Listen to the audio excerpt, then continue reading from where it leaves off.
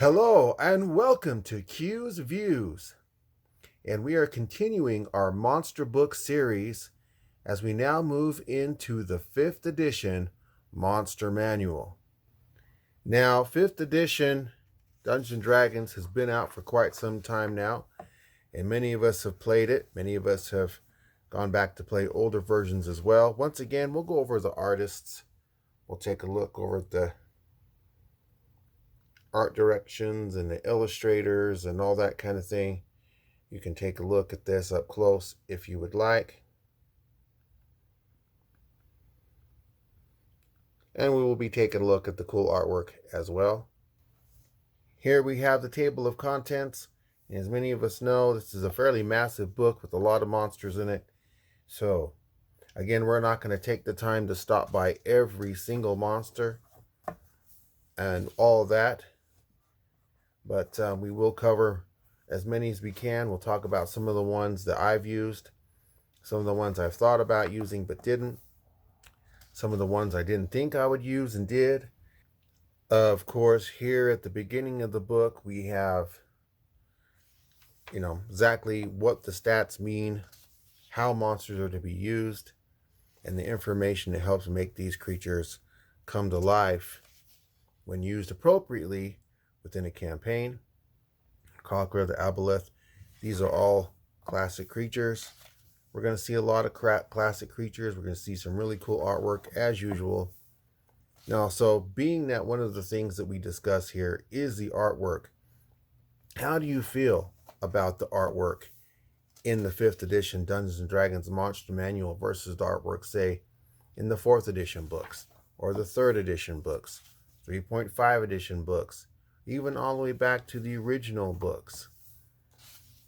Now, I know for me, the artwork seems to have gotten better over time. I thought the original black and white art from the original game was great, fantastic for its time, and for me, in many ways, it still holds up. Of course, beholders, we always talk about beholders. They are appropriate to use in many different ways in many situations, is what I meant to say. So very cool. More artwork. What's a classic creature that is your go-to creature?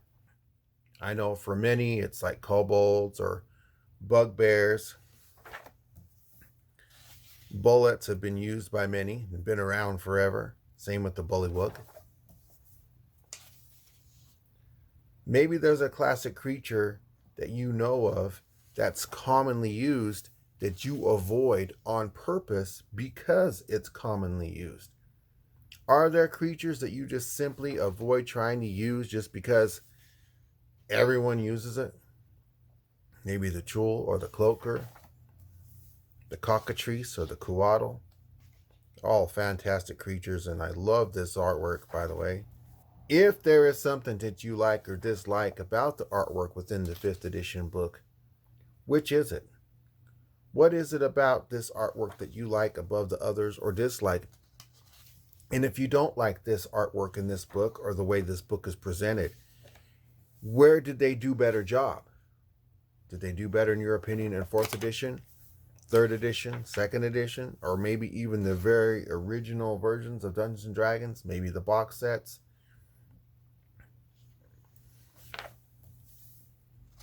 How do you feel about the use of devils and demons in your campaigns? And have you used them? If so, what was the context of their use? And do you have a particular go-to for certain demons within the game and or devils? Of course, we're in demons now. Do you like the way the demons are presented here in the 5th edition, or do you prefer maybe how they were presented in a previous version? If so, which one? Of course, we go straight into devils with some lovely artwork about what their lair may look like. Of course, we know they have many layers and many levels of their lairs. Some more excellent artwork revolved around the Barb Devil, the Bearded, and the Bone Devils. And I like this artwork too. We kind of get this almost like a watermark style artwork on the sides. How do you feel about that? We also get this flavor text on some of these particular creatures and some of these little added ad-lib pieces. What do you think about that? Do you think those are cool to have, or do you feel it's wasted space? Do you feel that it adds some layer or texture of character to these monsters? Or do you feel maybe they've gone too far with that? Just present the monsters. Let us know what they do and how they do it and their overall power, and be done with it. Or do you prefer these extra little texts that help describe the monsters and give them some extra context to be played? Maybe that helps provide depth for your campaign. I know some people feel differently regarding that. Dragons and Dracoliches. We have the Shadow Dragon. Of course, we're going to have all of our basic chromatic dragons here because it is Monster Manual, not Monster Manual 2. Now, I did notice with Dungeons & Dragons 5th edition, as in previous editions, there is, I should say, as opposed to previous editions, there is no Monster Manual 2 or Monster Manual 3 or Monster Manual 4 and 5 and so on.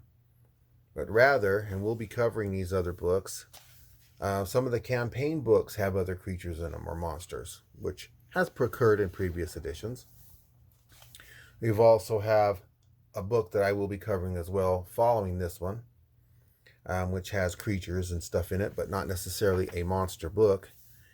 But I'm going to cover it anyways just because it does have a nice variety of creatures in it that can be used in various campaigns.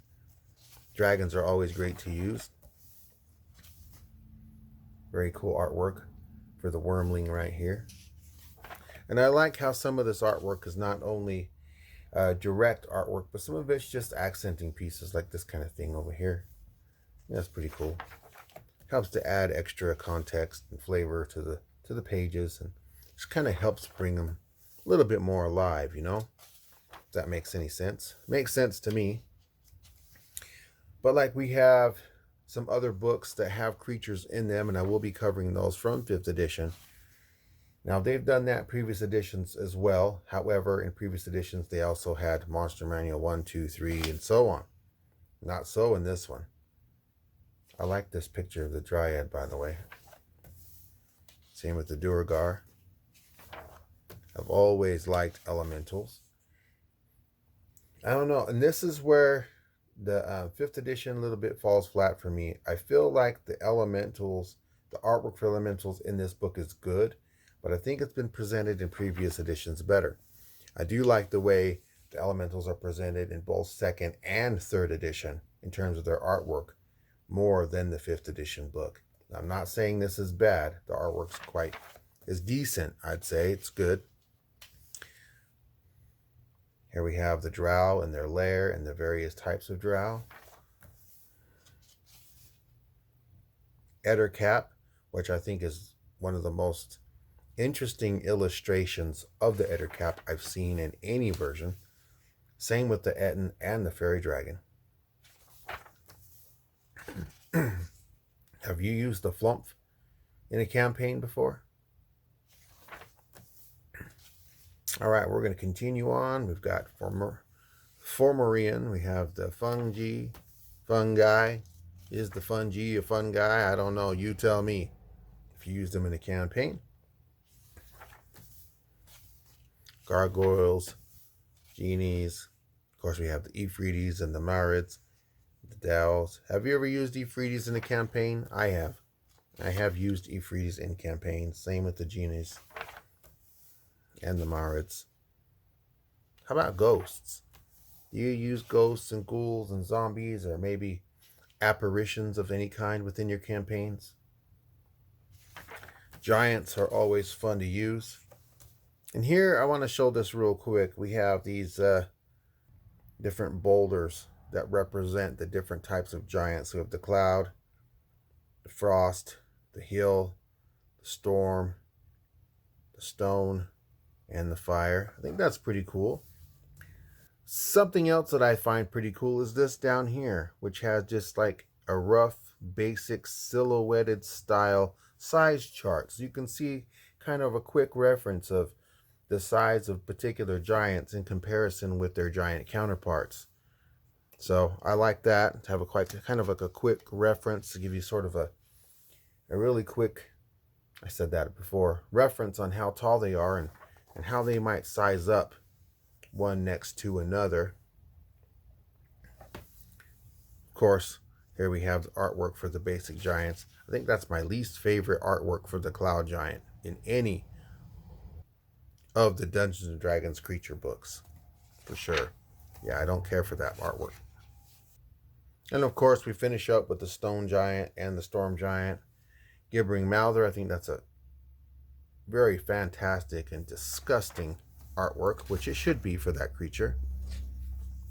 Githyanki, and Githzerai, always an integral part of Dungeons and Dragons. Same with Gnolls. And this goes back to the conversation we was having a little bit earlier about overused monsters. Do you feel Gnolls are overly used? I know people feel that way about kobolds and goblins and hobgoblins and bugbears, and there's those creatures that seem to be everyone's go-to, and here we are at goblins. Now we talked about that. Golems, I know golems are fairly frequently used, at least in my experience. Gorgons. Grells, I don't think are used as often. I know there's a lot of DMs and GMs that try to steer away from psionic using monsters, which I think is kind of insane, because psionics, I think, can be used in campaigns quite well. And in my opinion, psionics are not that difficult to use or understand in campaigns. But I've heard a lot of DMs and GMs say that they don't like to mess with psionics, and I've never understood that. All right, the Griffin, the Grimlock, Hags. You want to put a thorn in a campaign side, throw some hags at your campaign. I'm telling you right now, hags are nasty. They are mean. Night hags, sea hags, green hags, it doesn't matter. They will find a way to mess up your party. And even a prepared party can be caught off guard by the wiles and the tricks and the schemes of hags. It's terrible. Half dragons, harpies, that's another one that can be overused. I know a lot of campaigns have used harpies. Love hellhounds, helmed horror. That kind of reminds me of what would be a Death Knight. We've seen the Death Knight earlier in the book, but no, I think that kind of looks like a Death Knight style armor. Hippogriff, hobgoblins. There's some really great stuff. Homunculus, I know that's been used before, and I think that's very interesting. I think they made him look almost friendly in that picture. The hook horror, those are never fun.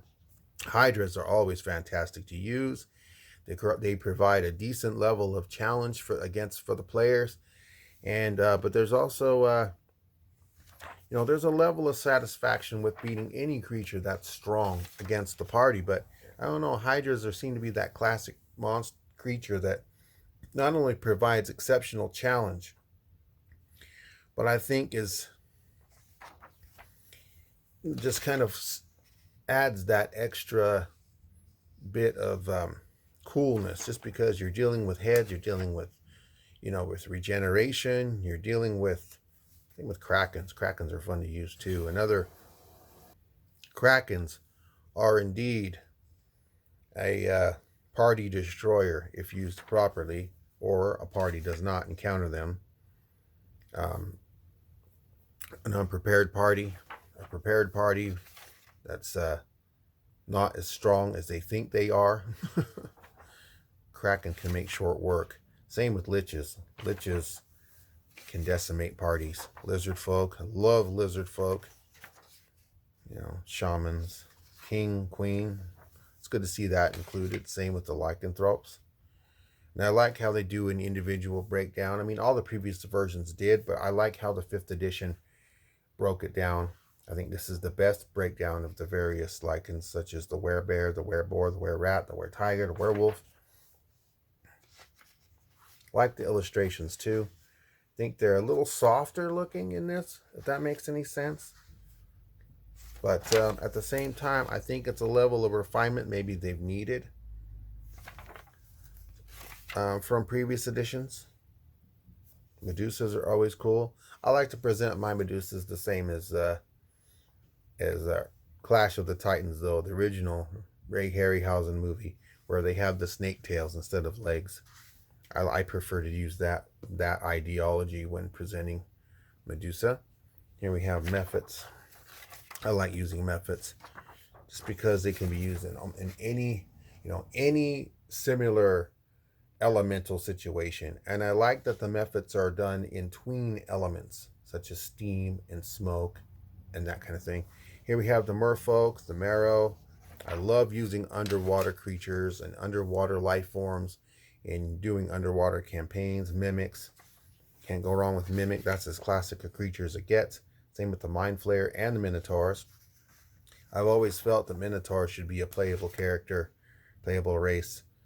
Here we have the Modrones, one of my favorite creatures in all the books. Here we have the base Modrones, the Monodrone, the Duodrone, and the Tridrone. Then we have the Quadrone and the Pentadrone. Of course, in previous Dungeons & Dragons books, we have gone over things such as mummies, but we've also covered the other, the Hierarch Modrones, such as this Septdrone and the Octodrone and the Quintome, Myconids, mushroom creatures, the Naga. Nagas are cool. I've always liked using Naga. Nightmares are cool. Ogres. Just classic creatures all the way through. A lot of good ones. We have our oozes. The black pudding. That's always sounded terrible to me. Gelatinous cube. The gray ooze. The ochre jelly. Of course, I think the gelatinous cube is the most iconic of all the jellies and slime monsters. Orcs. Orcs are timeless, as classic as anything. You can thank good old Tolkien for bringing orcs into the forefront, I think, into fantasy storytelling and role-playing. As well as Gary Gygax and Dave Arneson. Pegasus, the Periton. Just great creatures after another. Great artwork. I love this artwork for the Pixie. Absolutely love it. Almost looks like they used a real person. Like they just had a real person in cosplay. And they just kind of used that real life picture, but then used a Photoshop style program to kind of touch her up and make her look a little more artistic looking for the book. Artistic, stylish. The stylized art that they're using for the book. The Rakshasa. I like that artwork for the Quaggoth. I think that was really cool. Just really good stuff all the way around. Ropers, Sahagins, Rust Monsters, as classic as it gets. Just fantastic stuff. All right. Love it. Love all of it. Shambling Mound, Shield Guardian. Good stuff. Skeletons. That's as classic as it gets right there. Sloths. Love using sloths. They're mean and they're nasty. They have poisons. They have all kinds of crazy things. I like how here they break down the social order of the Slaad so much more. Because you don't just have your regular Slaads, but you also have your tadpoles. Just great stuff in this book from beginning to end. And I like how they just packed it. This book with so many classic creatures. So many cool breakdowns of the various. And here we have the Tarrasque. You can't, again, no one in reality would want to face this. I've seen people try to make content and videos describing how someone would go about destroying a Tarrasque completely. If you know somebody who has defeated a Tarrasque in a campaign, let me know in the comments section down below. I'm not just gonna say, yeah, I know people that beat it. I want to know how they beat it. Put the method, put what they did, because in my opinion, and no offense to anybody particular, but if you can't back that up with a detailed description that makes sense, it didn't happen.